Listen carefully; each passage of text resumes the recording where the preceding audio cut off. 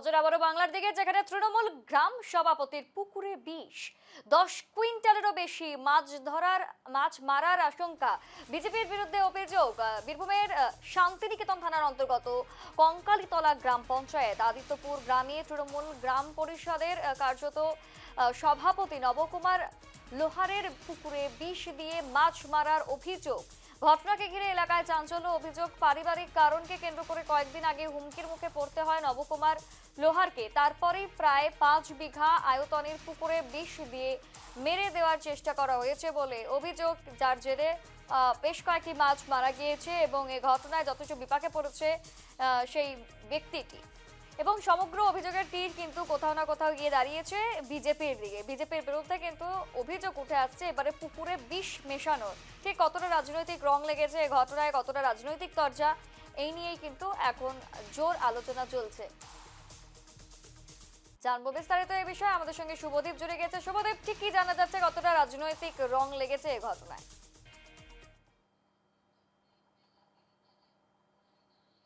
প্রত্যেকটি ঘটনায় কিন্তু বীরভূমের রাজনৈতিক উত্তাপ বাড়াচ্ছে, রাজনৈতিক রং লেগে যাচ্ছে। সেই রকমই একটি ঘটনা ঘটেছে শান্তিনিকেতন থানার কঙ্কালীতলা পঞ্চায়েতের আদিত্যপুর গ্রাম। আমার পিছনে যে পুকুরটি দেখতে পাচ্ছ সেটি কিন্তু এই এলাকারই তৃণমূলের গ্রাম সভাপতি নবকুমার লোহার তার পুকুর, এবং তার পুকুরে কিন্তু গতকালকে বিষ দিয়ে দেওয়া হয়েছে, এমনই তিনি চাঞ্চল্যকর অভিযোগ করেছিলেন। এবং তার কারণ হিসেবে দেখা গেছিল এই পুকুরে যে পাড়গুলি তুমি দেখতে পাচ্ছ সেই পাড়ের মধ্যে একাধিক মাছ এবং তার সঙ্গে সঙ্গে জলজ বিভিন্ন প্রাণী, তার মধ্যে সাপ রয়েছে, জলের সাপ রয়েছে এবং অন্যান্য যে কচ্ছপ বা এই জাতীয় প্রাণীগুলি সেগুলিরও মৃত্যু হয়েছিল। এবং তার ফলেই কিন্তু স্বাভাবিকভাবেই প্রশ্ন উঠেছিল যে তার পুকুরের মধ্যে কেউ কিন্তু বিষ দিয়ে দিয়েছে।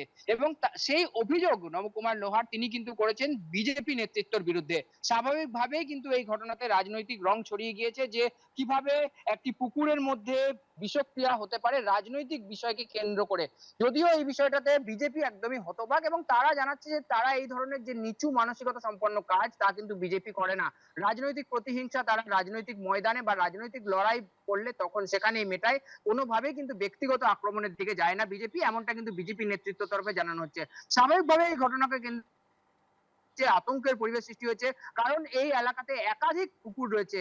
সেই পুকুরের যারা মালিক রয়েছে তারাও কিন্তু অত্যন্ত আতঙ্কিত। এইভাবে যদি পুকুরের মধ্যে বিষ দিয়ে দেওয়া হয় এবং তাদের যে মাছগুলি সেগুলি মেরে দেওয়া হয়, সেক্ষেত্রে কিন্তু শুধুমাত্র যে একটা আতঙ্কের পরিবেশ তাই নয়, অর্থনৈতিক বিরাট পরিমাণে ক্ষতি সেটাও কিন্তু হয়। কারণ তৃণমূল যে নেতা নবকুমার লোহার তিনি জানাচ্ছেন যে তার প্রায় 2 লক্ষ টাকারও বেশি মাছ ছাড়া ছিল, তার মধ্যে অধিকাংশ মাছেরই মৃত্যু হয়েছে এবং আজকে সকালেও প্রচুর পরিমাণে মাছ কিন্তু মারা গিয়েছে, তাদের দেহ ভেসে উঠেছিল, মাছের দেহ, এবং সেগুলিকে জালের মধ্যে দিয়ে কিন্তু তুলে ফেলে অন্যত্র সরিয়ে দেওয়া হয়েছে।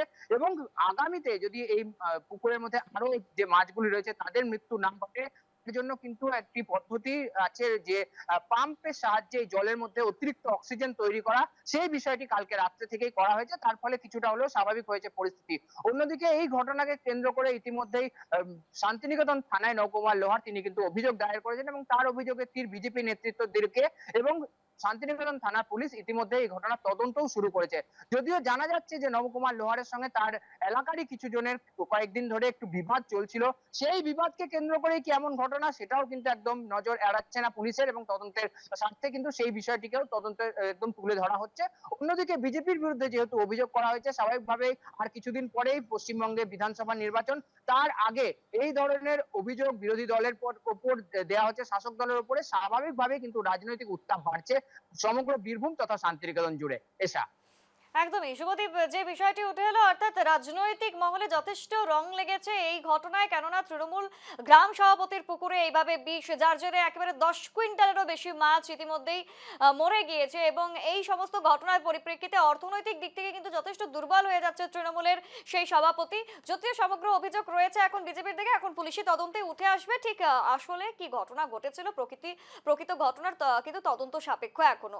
আমাদের সঙ্গে শুভদীপ জুড়ে গিয়েছিল, তোমাকে ধন্যবাদ। এবং যেই ছবি তুমি তুলে ধরলে যে পুকুরের সামনে গিয়ে একেবারে পুকুরে কিন্তু যথেষ্ট পরিমাণে সেখানে বিষ ছিল, তারপর কার্যত অক্সিজেন প্রয়োগ করে কয়েকটি মাছকে বাঁচানো সম্ভব হলেও কিন্তু অধিকাংশ মাছের মৃত্যু হয়েছে, এমনটাই কিন্তু অভিযোগ।